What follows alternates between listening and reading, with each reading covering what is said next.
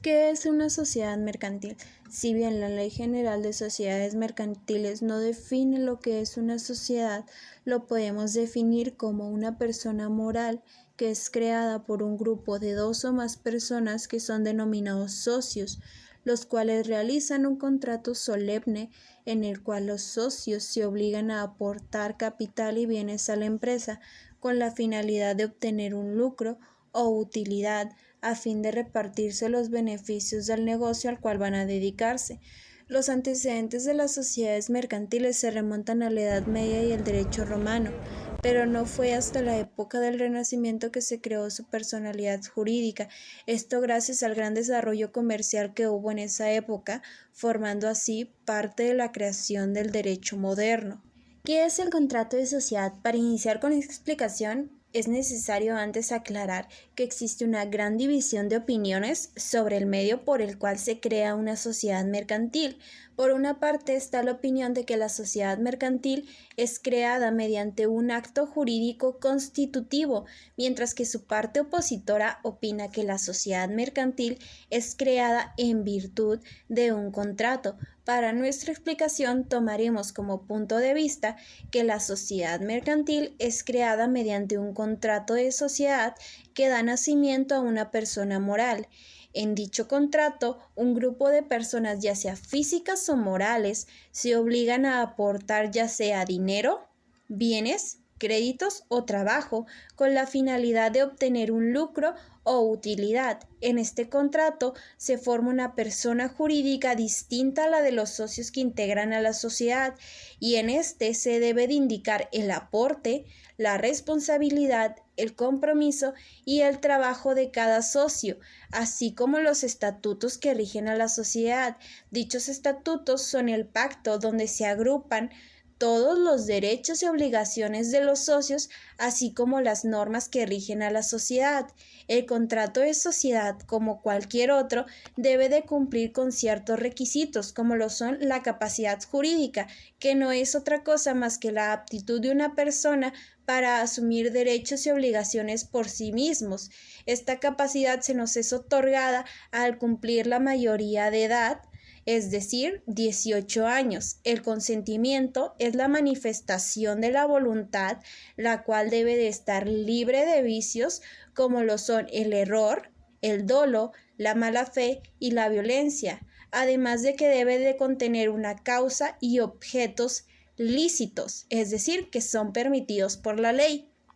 A continuación mencionaremos la clasificación y enumeración legal de las sociedades y describiremos brevemente cada una de ellas. De acuerdo con la Ley General de Sociedades Mercantiles, en lo establecido en su artículo primero se reconoce como sociedades A. La sociedad de nombre colectivo. En esta sociedad todos los socios responden de manera subsidiaria, ilimitada y solidaria ante sus obligaciones sociales, es decir, que de ser necesario utilizarán su patrimonio personal para cumplir con las obligaciones. Existirá bajo una razón social que se formará por el nombre de uno o más de los socios seguido de la abreviatura SNNC. La sociedad en comandita simple. Esta sociedad se compone de uno o varios socios comanditados, los cuales aportan trabajo y responderán ante las obligaciones sociales de manera subsidiaria, ilimitada y solidariamente, y de uno o varios socios comanditados, los cuales aportan capital y únicamente están obligados ante las obligaciones sociales hasta el pago de sus aportaciones. Existe bajo una razón social, la cual se compone del nombre de uno o varios socios, seguido de la abreviatura S en CS. La sociedad de responsabilidad limitada. En esta sociedad, los socios están obligados únicamente hasta el pago de sus aportaciones sin tener que comprometer su patrimonio personal. Existirá esta sociedad bajo una denominación social, la cual no es otra cosa que un nombre escogido libremente o una razón social que se compone por el nombre de uno o más de los socios, seguido de la abreviatura SDRL. Una sociedad anónima. Este tipo de sociedad mercantil, en ella los socios están obligados únicamente hasta el capital que hayan aportado. Existe bajo una denominación social, seguido de la abreviatura SA. La sociedad en comandita por acciones. Esta sociedad se compone de uno o varios socios comanditados que responden de manera subsidiaria, ilimitada y solidariamente ante las obligaciones sociales y de uno o varios socios comanditados que únicamente están obligados al pago de sus aportaciones. Esta sociedad más que nada es una mezcla entre la sociedad de comandita simple y la sociedad anónima. Existirá bajo una razón o denominación social, seguido de la abreviatura S en C por A. Por último, tenemos a la sociedad cooperativa, la cual es una forma de organización social que está integrada por personas físicas con base en intereses comunes y en los principios de solidaridad, esfuerzo propio y ayuda mutua. Su propósito es satisfacer necesidades individuales y colectivas, realizando actividades económicas de producción, distribución y consumo de bienes y servicios.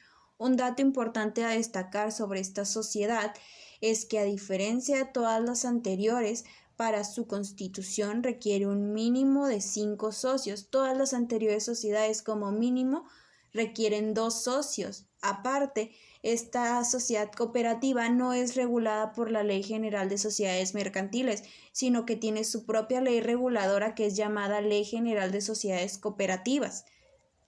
Vamos a ver otros criterios de clasificación. Vamos a ver primero las que dividen a las sociedades en ilimitadas, limitadas y mixtas, según cómo responden a las obligaciones sociales. En la primera, las ilimitadas, los socios van a responder solidaria, subsidiaria e ilimitadamente. Se dice que responden solidariamente porque están obligados junto con la sociedad mercantil. Se dice que responden subsidiariamente porque al terminarse el capital, ellos con su capital propio pagan lo que falte de las obligaciones. Arranca si quieres. Y con cuánto de su capital propio, pues por eso es ilimitada, porque los socios pagan con todo lo que comprenda su capital propio. Un ejemplo de esto son las sociedades en nombre colectivo. También tenemos las limitadas, en donde los socios, con el capital que aportan al crear la sociedad, van a responder.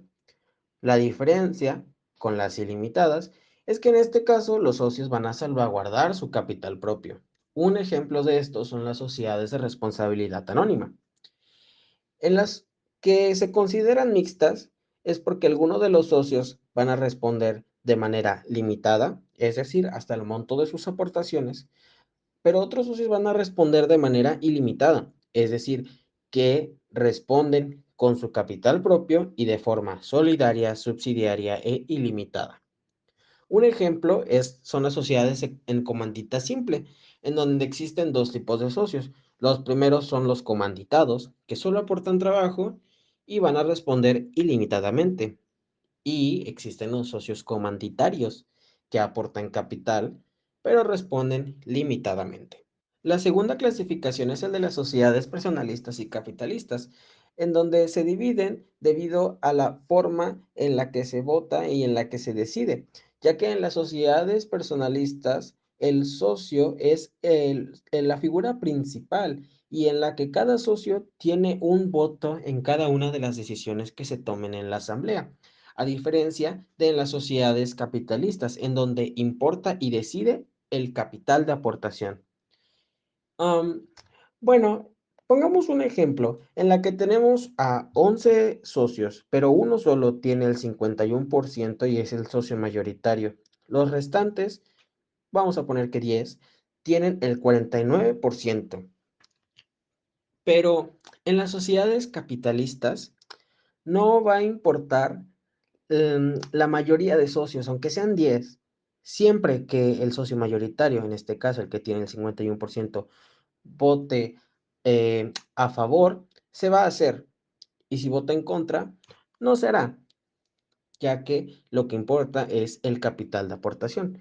Pero en una sociedad personalista, si los 10 votan a favor, eso es lo que se hace. Aunque el socio mayoritario reniegue y diga que no, se va a hacer porque la mayoría de socios votó a favor. Y lo mismo en caso contrario. Si votan en contra, lo que importa es la mayoría de socios, porque cada socio es un voto. La penúltima clasificación que veremos son las sociedades de participación estatal, en donde la Ley Federal de Entidades Paraestatales, en el artículo 28, nos dice que son empresas de participación estatal mayoritaria las que determina como tales la Ley Orgánica de Administración Pública Federal. Y esta ley orgánica, en su artículo 46, nos dice que son sociedades de participación estatal mayoritaria las siguientes. Las divide en dos. Primero, son las sociedades nacionales de crédito, que son instituciones financieras y bancarias. Y la segunda son las sociedades de cualquier otra naturaleza. Incluye organizaciones auxiliares nacionales de crédito, así como instituciones nacionales de seguros y fianzas. Em, bueno, estas tienen que cumplir con alguno o varios de los siguientes requisitos. El primer requisito son tres. El primero es que el gobierno federal o una o más entidades paraestatales conjunta o separadamente aporten o sean propietarios del 50% del capital social.